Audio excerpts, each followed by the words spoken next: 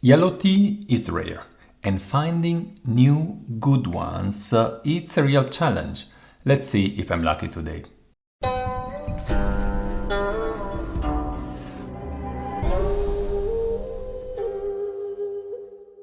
This is Nannuoshan. I'm Gabriele. Today is a yellow tea day. We are in the spring season, new tea arrive. We want to find out if we find good new products for you. We have two yellow teas here, both that I didn't try before, so it's pretty rare that not only I'm able to find a new yellow tea, but even two to compare side by side. Let's start with this one here. I actually already opened the cake before, and as you see, this is a pressed yellow tea. Pressed yellow tea is also quite rare, and this is the peculiarity of this tea, because it comes from Huoshan. We have been selling Huoshan Huangya for quite a while on the shop. It is a famous yellow tea, but it rarely comes in pressed form. And this is actually the first time I see it as such. As you can see today, I will be brewing in a Huoshan teapot, which is not so common for me when I want to select teas. But, well, I got a new Huoshan teapot and I wanted to try it. So I primed it before, boiling it in water. And now I would say is time to use it. It's a Duanni. It's a Duanni. It is this one here. The other one is a teapot that I keep on using for shampooer. And since I wanted the Duanni, I'll do an exception and I will brew also in this pot one of the tea. And the other one is this one here. Is also a Duanni, but as you can see, is a little bit different. It's a wood-fired Duanni. You can see from the shape that is a classic shape, but you notice that there are different colors all around, depending on which side the fire was. Yeah, let me know what do you think about it. I've just, this one, I bought it for me.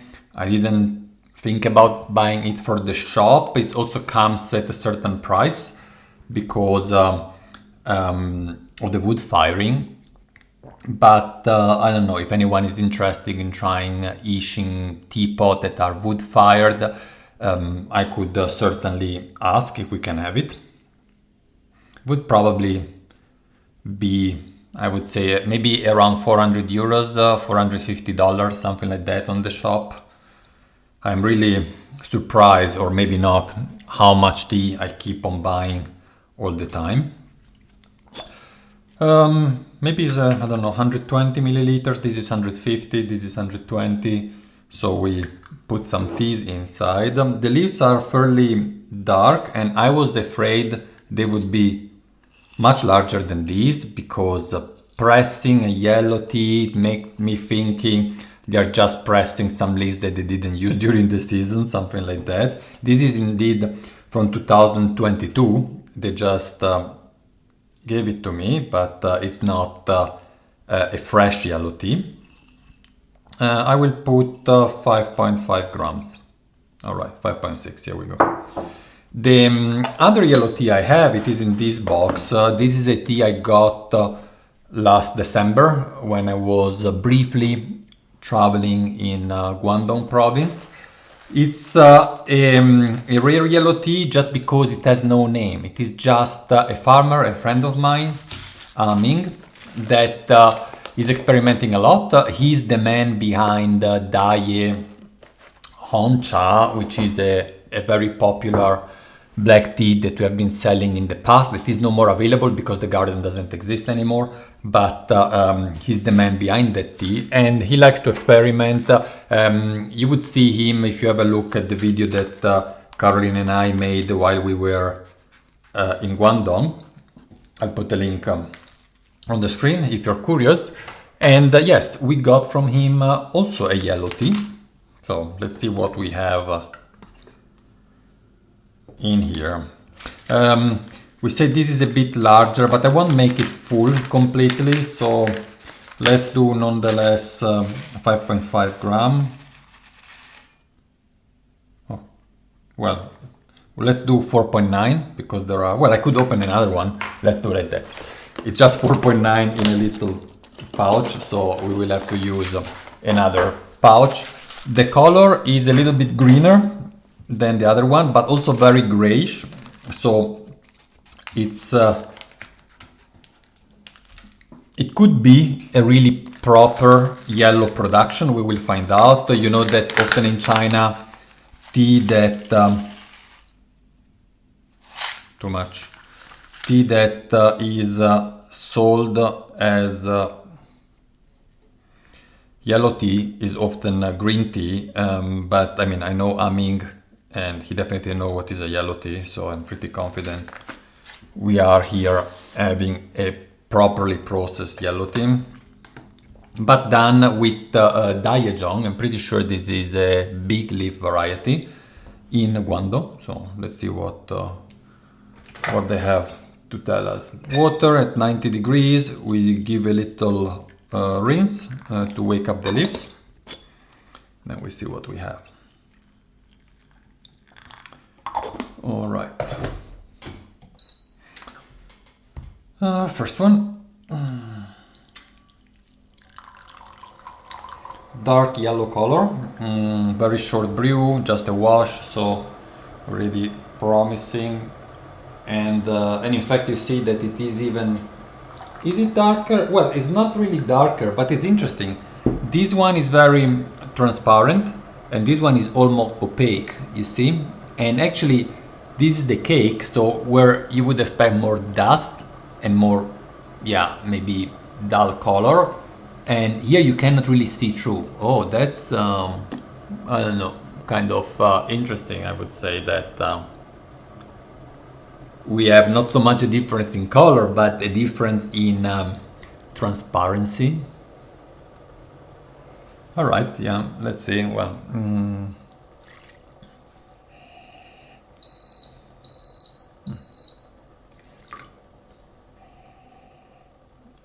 smell is really different, yeah. By the way, I know nothing about the pricing, not so much about the tea. Also, it is a time where I get a lot of tea to try, and I'm usually asking for information more when I like the tea, right? I'm not gonna taste dozens and dozens of teas, asking all the information about everything. If they are not good, it's just a waste of time. So also here, I just pretty much turn on the cameras and sat on the table and sharing this tasting with you. So not so much preparation in it. But then you have also, you experience how we do it, how we select tea is usually, it's not a super long process, I would say. Like if you've been doing it for a while, and yes, it has been a while, you just know what to expect, what not to expect. You drink a tea, you know if it's convincing you or not. Even if you don't know the price, you know if it's worth drinking. And any tea has to be worth drinking, regardless of the price. If then the price is affordable, you would accept a little bit of a lower taste profile, and the other way around. Wow, now it's getting a totally different color, eh?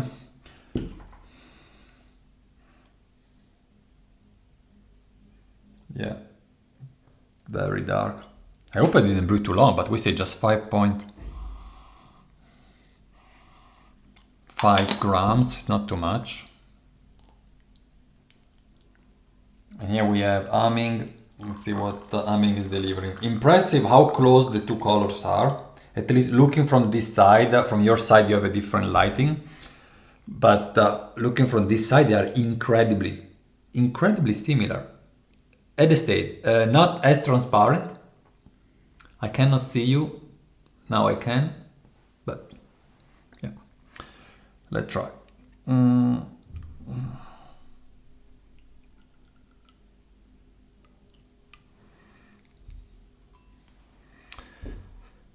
Aming first.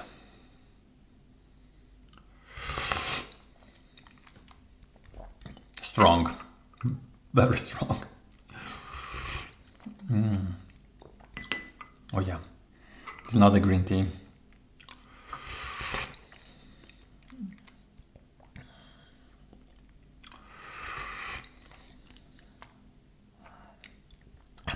there is something, what is that? There is a familiar taste, maybe it's just the Huoshan Huangya taste that popped to my mind.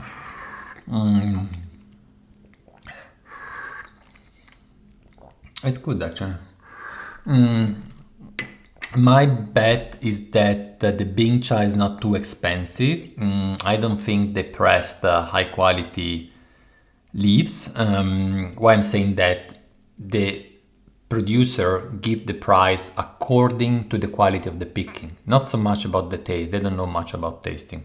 So if the tea is considered like second grade or third grade because of the leaves are maybe not the very spring harvest leaves, or because they were just sorted out from a larger batches, there would be a lower prices, but doesn't mean that the taste is bad.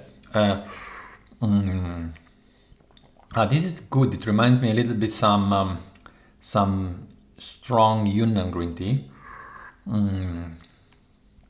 But I definitely brew it too strongly, probably because I was contemplating, you've noticed, I was contemplating so much about the color of this one that I let the first one brewing a little bit too long.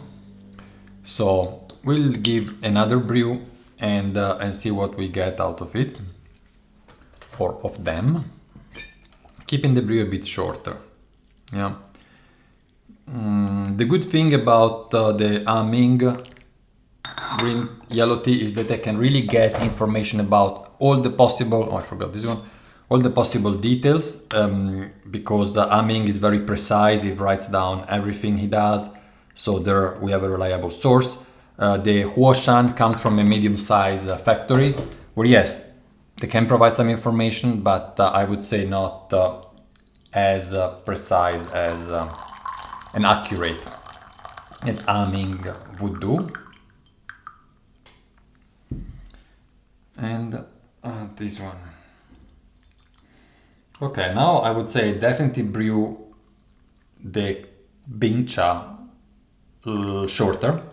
It is darker, you can tell that now. Now there is a clear color difference. Okay, that makes sense, right? Shorter, and I will be pouring with my left hand because I can do nothing with my right one. I am 110% left-handed.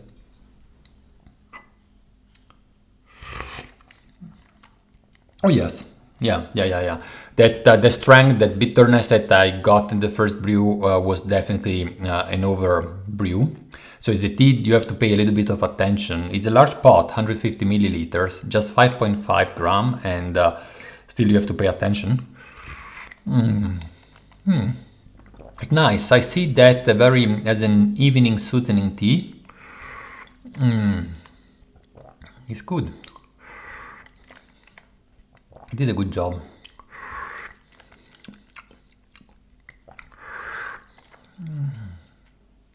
It's very warm. It reminds me baked biscuits, a little bit Sunday's pancake. Yeah, slightly overcooked.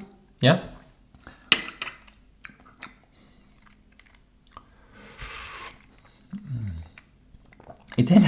In terms of taste profile, they are extremely similar, but nuances are different. It's very difficult to find a clear association. Let me see.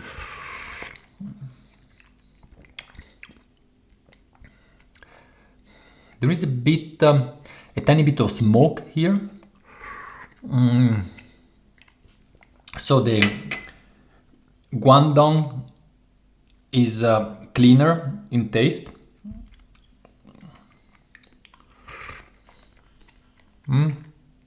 Cleaner, fruity, reminds me apricots.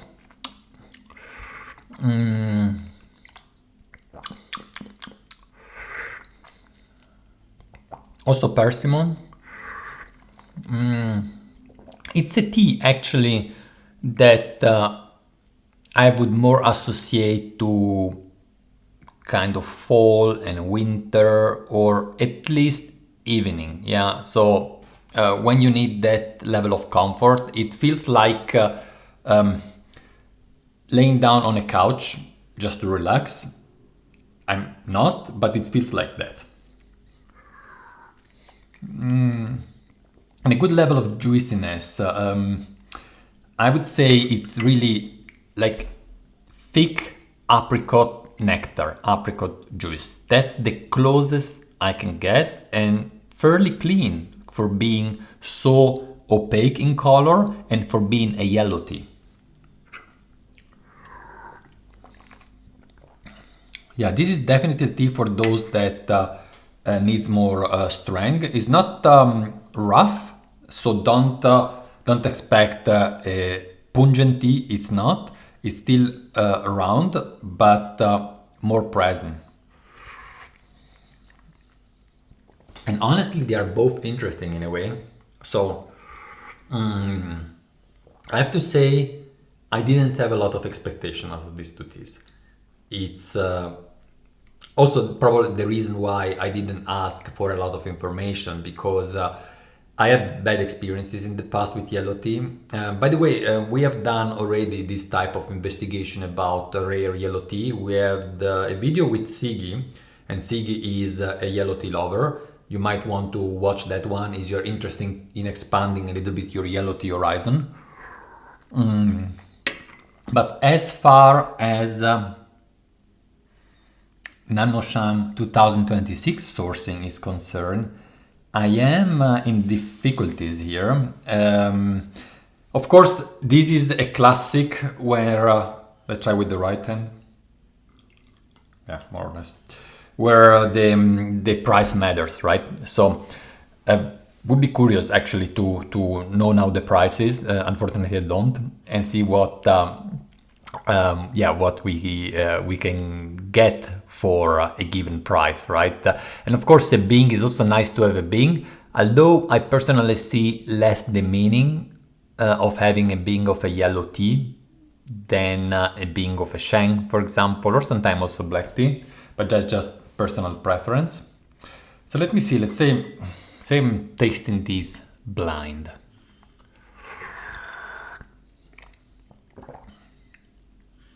The more I think of it, the more apricot there is in there. At every sip, there is more apricot.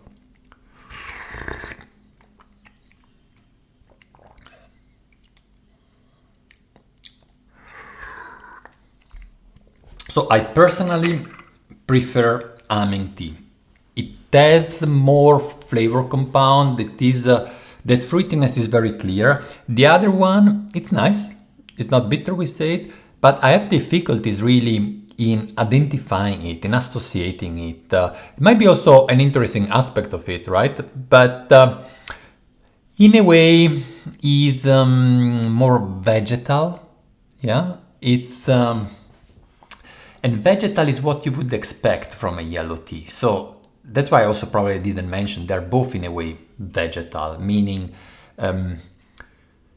cooked, baked vegetables, okay? Not fresh greens, really baked vegetables. So a little bit of asparagus maybe, and any type of green, but cooked. Even better if steamed, actually. That's the type of association I see here for the two teas. But it's like the Aming tea would have an additional layer on top, okay?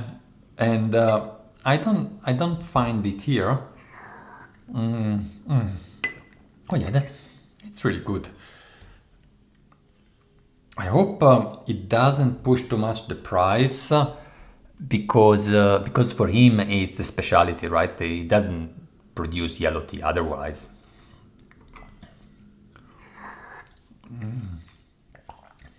This is more broth-like. It's like a yes, that's the closest. The vegetal soup. Yeah, it might be a minestrone for those that are familiar with it.